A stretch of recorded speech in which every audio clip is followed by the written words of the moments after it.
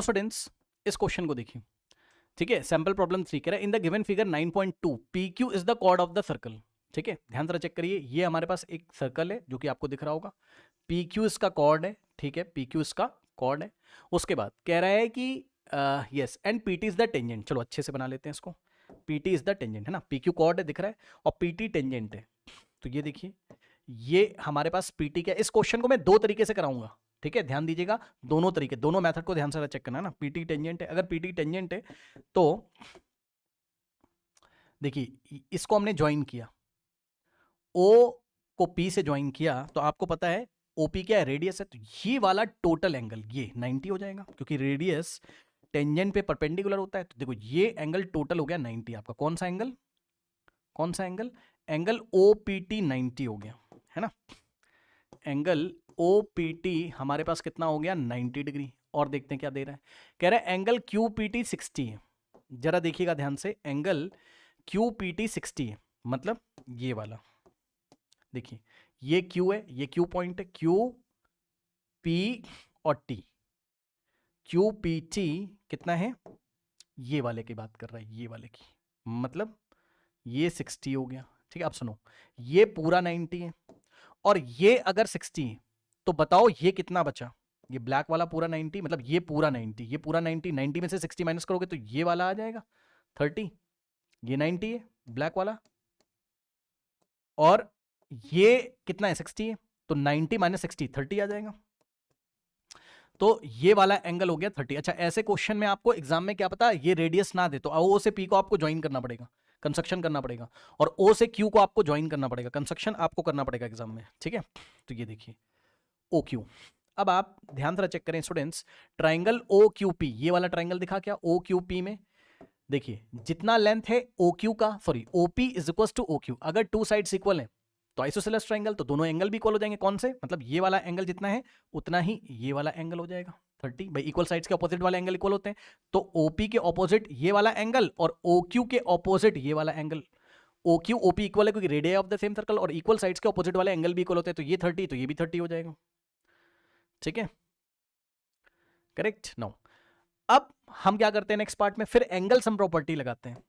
क्या लगाते हैं, एंगल सम प्रॉपर्टी लगाते हैं इस ट्राइंगल में, ट्राइंगल ओ क्यू पी दिखा क्या, ट्राइंगल ओ क्यू पी में एंगल सम प्रॉपर्टी लगाई है, मतलब तीनों एंगल का सम 180 होना चाहिए। तो ये अगर कितना है 30, ये कितना है 30 30 60, तो 180 में से 60 माइनस करो 120, तो ये वाला एंगल कितना आ गया 120।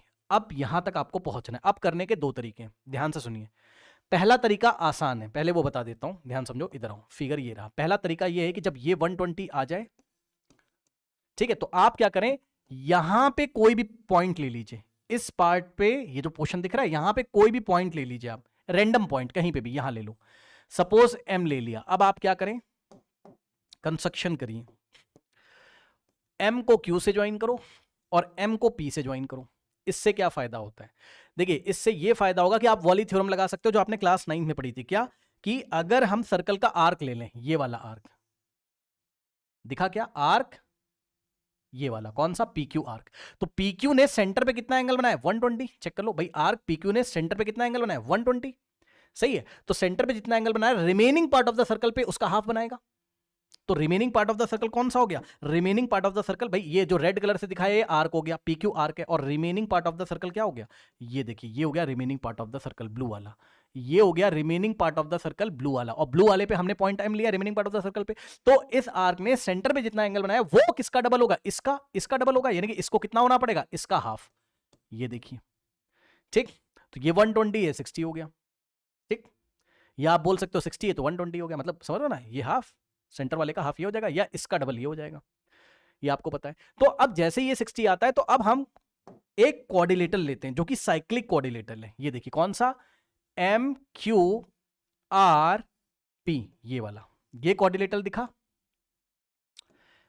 ये कोऑर्डिनेटर दिखा, कौन सा coordinator, coordinator M Q R P, ये साइक्लिक कोऑर्डिनेटर है। साइक्लिक कोऑर्डिनेटर की क्या पहचान होती है, चारों वर्टेक्स सर्कल की बाउंड्री पे लाई करते हैं, मतलब पॉइंट एम भी सर्कल की बाउंड्री पे आना चाहिए, पॉइंट पी भी सर्कल की बाउंड्री पे लाई करना चाहिए, पॉइंट आर भी सर्कल की बाउंड्री पे, पॉइंट क्यू भी। ठीक है, अब मैं लिख देता हूं, ये इंपॉर्टेंट पॉइंट है तो मैं लिख देता हूं क्या, कि कोऑर्डिनेटर कौन सा, M P R Q, M P R Q is a cyclic quadrilateral. जिसको नहीं पता ध्यान से सुन लीजिए, साइक्लिक क्वाड्रिलेटरल क्या होता है, जिसके चारों वर्टेक्स, या आप ऐसे कह दो चारों पॉइंट कहां थे, सर्कल की बाउंड्री पे, पी भी सर्कल की बाउंड्री पे आना चाहिए, एम भी, क्यू भी और आर भी, जो कि आ रहा है। जिसको नहीं पता थोड़ा बता देता हूं, मान लो ऐसा फिगर है, ठीक है, और कुछ ऐसा हमें क्वाड्रिलेटरल दिया हुआ है, ये ऐसे, ये देखिए एम क्यू, और मान लो ये पी है और ये आर है। अब बताओ क्या ये साइक्लिक है, क्या ये साइक्लिक है, बताओ। ये साइक्लिक नहीं है, क्यों? क्योंकि देखो m तो सर्कल की बाउंड्री पे आ रहा है, q भी आ रहा है, r भी सर्कल की बाउंड्री पे लाई कर रहा है, बट p सर्कल की बाउंड्री पे लाई नहीं कर रहा है, इसलिए ये साइक्लिक नहीं है। तो this is not cyclic quadrilateral, समझे ना। अब साइक्लिक क्वाड्रिलेटरल की एक प्रॉपर्टी होती है, ऑपोजिट एंगल का सम कितना होता है, 180। ये पता है आपको, ऑपोजिट एंगल का सम कितना होता है, 180, मतलब एंगल m और प्लस एंगल r 180 होगा। और इसी तरीके से ये वाला जो एंगल है, ये वाला, ये पूरा मींस एंगल P और प्लस एंगल Q भी कितना होगा, 180। अब इससे हमें मतलब है नहीं, इससे और इससे मतलब नहीं, हालांकि प्रॉपर्टी तो होगी कि एंगल P प्लस ये वाला एंगल और प्लस ये वाला एंगल ऑपोजिट है, तो इनका सम भी 180 के इक्वल होगा। बट इससे हमें कोई काम है नहीं, हमें इससे काम है, क्योंकि ये हमें पता चल चुका है। और ये एंगल R है, बस एंगल M कितना है हमारे पास, 60, एंगल M की वैल्यू रखो 60 और plus angle R is equals to 180, 60 उधर जाएगा तो angle R is equals to 180 minus 60 means 120 degree आ जाएगा। माइनस कर लो, 180 माइनस 60 120, तो ये एंगल आ गया कितना, 120। शायद यही पूछता है आपसे, एंगल QRP, शायद यही पूछा है, चेक कर लो, एंगल QRP या PRQ जो बोलना बोल दो। तो ये आ गया option C is the correct answer. ये था आपका पहला तरीका, जो कि आसान होता है समझने में। दूसरा तरीका थोड़ा डिफिकल्ट जाता है, वापस लौट के आते हैं, देखिए जरा। दूसरा तरीका ये होता है, ध्यान सुनो, ये आ गया 120, यहां तक पहुंच गए थे। अब ये सेंटर पे टोटल एंगल कितना बना है, 360। तो अगर हम रिफ्लेक्स निकालना चाहें, ध्यान सुनो, इस एंगल को क्या बोलेंगे, एंगल POQ, एंगल POQ कितना है, 120। लेकिन इसका रिफ्लेक्स, रिफ्लेक्स मतलब ये पीछे वाला भी तो POQ है, बट रिफ्लेक्स बोलते हैं इसको, है ना। तो reflex of angle POQ, reflex of angle POQ, ये कैसे निकालते हैं भाई, टोटल 360 था, सेंटर पे 360 में से 120 माइनस कर दो, तो 360 माइनस 120 कितना आ जाएगा हमारे पास, 4, 6 माइनस 2 4, 0 3 माइनस 1 2, 240, है ना। तो ये एंगल आ गया पीछे वाला, ये वाला, ये आ गया कितना, 240 डिग्री। अब ध्यान सुनो क्या करते हैं, अब देखिए, अगर हम ये वाली आर्क को ले लें, भाई थ्योरम तो वही लगेगी जो पहले लगती थी, अगर हम ये वाली आर्क को ले लें, ये रेड वाली को, ये आर्क हो गई, इस बार दिख रहा है क्या, ये वाली, ये रेड वाली आर्क हो गई। इस आर्क ने सेंटर पे कितना एंगल बनाया, भाई इस आर्क ने तो ये बनाया है ना, इतना बनाया है ना, ये देखो, इस आर्क ने बनाया है 240 सेंटर पे, तो remaining part of the circle पे कितना बनाएगी, इसका हाफ। अब remaining part of the circle है कहां पर, तो देखिए ये, भाई अगर ये आर्क हो गई तो इसका remaining part of the circle यही तो होगा, ब्लू वाला, यही तो होगा ब्लू वाला remaining part of the circle, ये देखो, है ना। मैं थोड़ा डार्क कलर से दिखाता हूं, ये देखो remaining part of the circle तो ये होगा ब्लू। अरे भाई एक सेकेंड, ये ऐसे, और remaining part of the circle पे एक पॉइंट है, देखिए R। तो अब आप बताइए कि अगर इस आर्क ने सेंटर पे 240 बनाया हुआ है, तो इसका हाफ कहां बनेगा, remaining part of the circle पे, मतलब यहां पे, ये देखिए, तो यहां पे इसका हाफ हो जाएगा, 240 का हाफ करो 120, ऐसे भी आप जा सकते हो।